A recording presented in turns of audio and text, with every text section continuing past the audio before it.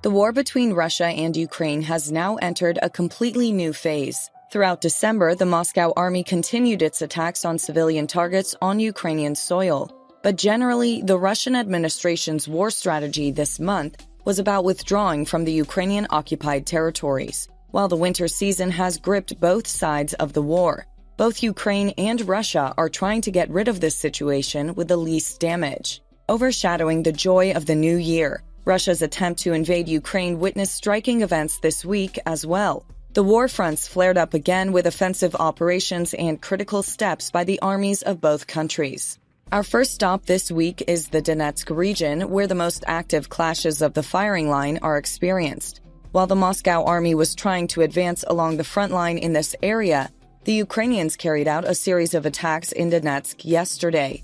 Russian troops, quite unprepared for the attack of the Kiev army in the direction of Avdiivka late last night, went on the offensive to respond to this attack. In Avdiivka, which has witnessed violent clashes, the sounds of guns and missiles still do not stop. In fact, the main purpose of the Russians in Avdiivka was to attack this region from two different places and to take the city under their grip. However, with the Ukrainian attack that took place in Avdiivka yesterday, the Russians were somewhat distracted from this goal. Advancing from the north of the Donetsk region seems quite difficult for the Russians at the moment. To advance in this area, the soldiers of the Moscow army must cross the road located on the northern Donetsk front line. Even if the Russian troops complete this road and reach Krasnohorivka, this area has a completely open terrain and is quite dangerous. Therefore, the Moscow army is not expected to use the northern line. The Moscow army, which does not want to be an obvious target on the northern line of Donetsk, prefers to advance towards the south of Avdiivka instead of the city of Krasnohorivka. The second stop of our route this week is Izium. It is claimed that the Kiev forces will assassinate the chief of the Russian General Staff, Valery Gerasimov, during his visit to the fronts in Ukraine. In the incident, it was reported that Washington was trying to deter Kiev from carrying out the attack. The claim was confirmed by the statements of Alexei Arestovich, a senior aide to Ukrainian President Zelensky. According to the news in Russia Today, Arestovich stated that they targeted the Russian war headquarters visited by the Chief of General Staff in Kiev, but Gerasimov had already left when the bombardment took place. About that, Arestovich said, "Let's uncover a terrible mystery. Gerasimov was in Izium and we targeted him." As the violence and tension increased day by day in the war, after the news of this striking assassination attempt by Ukraine, it was learned that Putin met with the military officials of the Moscow army in order to start a new wave of attacks in Ukraine. In the meeting frames, Putin was seen with Russian Defense Minister Sergei Shoigu and Chief of General Staff Valery Gerasimov. The Kremlin administration reported that Putin spent most of last Friday at the headquarters of the so-called Special Military Operation.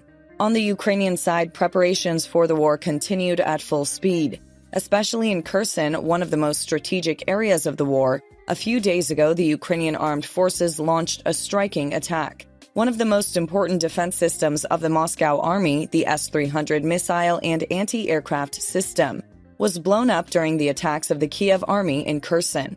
The Ukrainian Air Force launched a series of attacks on Russian command posts and S-300 air defense system positions around Kherson.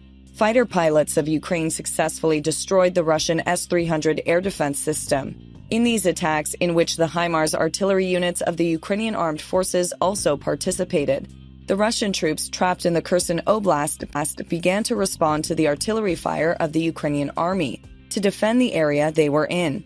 It was claimed that a number of Russian soldiers of the Moscow army were injured in this conflict.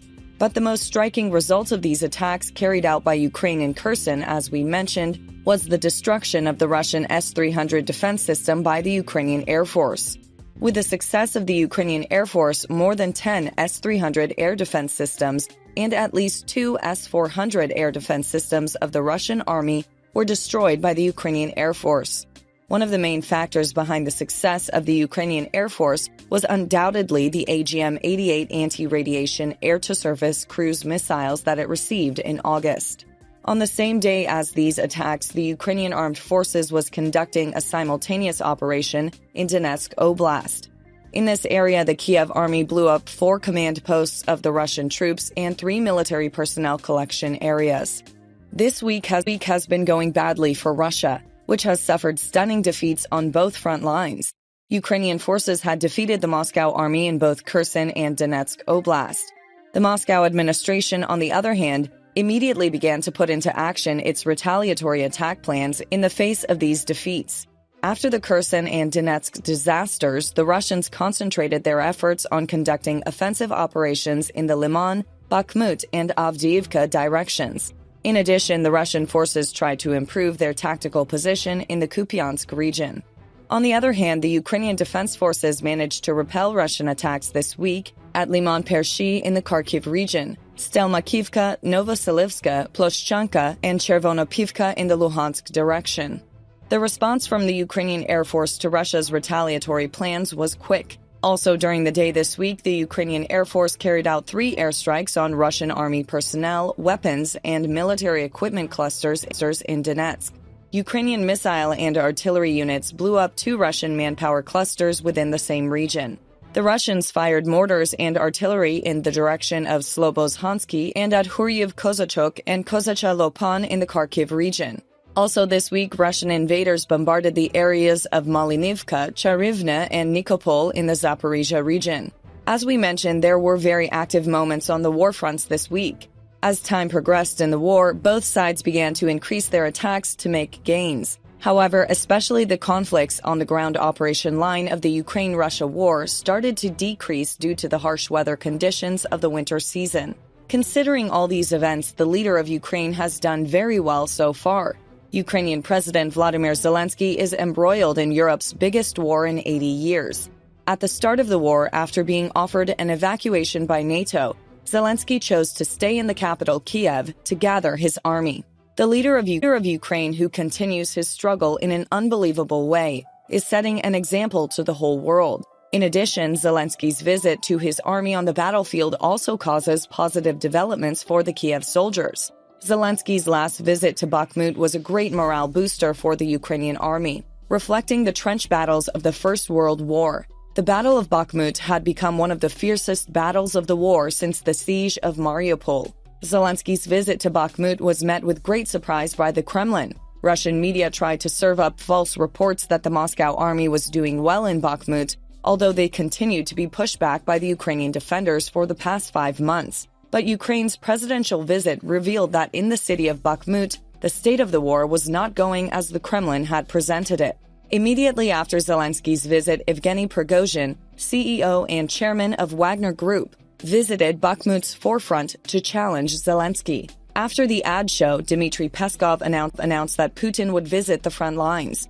This step did not have the expected effect, as the Russian president canceled some of the most important events in the wake of military failures. The Russian administration was almost imitating the war strategies of the Russian leader when Zelensky began to visit the front lines. It has been suggested that Prigozhin's visit to Bakhmut was purely for his own personal gain. With Wagner leading combat operations in the city, Prigozhin would build his repertoire as a potential successor if the Putin regime fell. Therefore, it was a logical move for the gang leader to be at the forefront of the war fronts. With Ukraine's liberation of Liman, it would come as no surprise that Prigozhin, who had little tactical advantage in the city, would resort to such tricks in the future to prove that the mercenary organization was the best fighting force.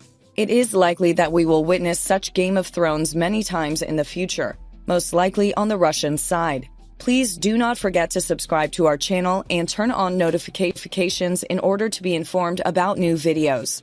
Thank you for watching us.